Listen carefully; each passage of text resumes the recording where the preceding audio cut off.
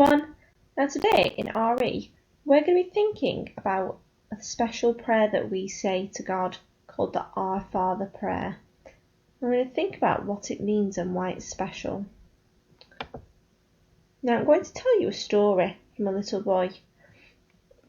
Last Sunday when I went to church with Dad and Grandma, Mr. Sheridan asked my friend Claire and me if we would take up the gifts of bread and wine to the altar in procession of gifts.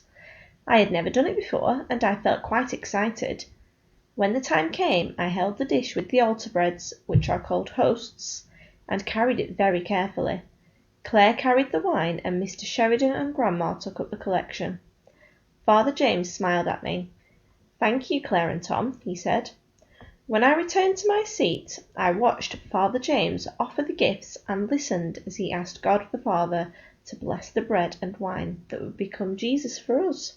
We all replied, "Blessed be God forever." Now, after the priest has said the words that Jesus used at the Last Supper, the parish family prepares to receive Jesus in Holy Communion. So that's when everybody goes up to the front to the priest and they receive the bread and the wine.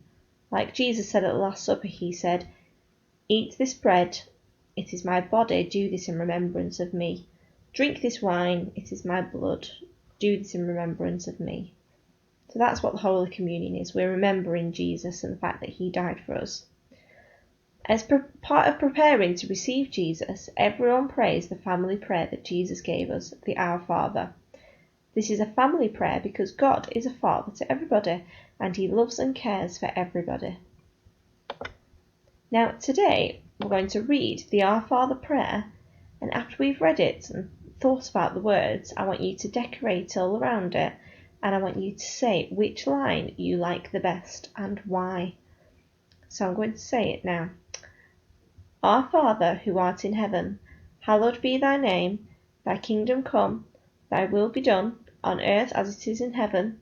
Give us this day our daily bread, and forgive us our trespasses, as we forgive those who trespass against us, and deliver us from evil. Amen. I want you to really think carefully about the different words in that prayer.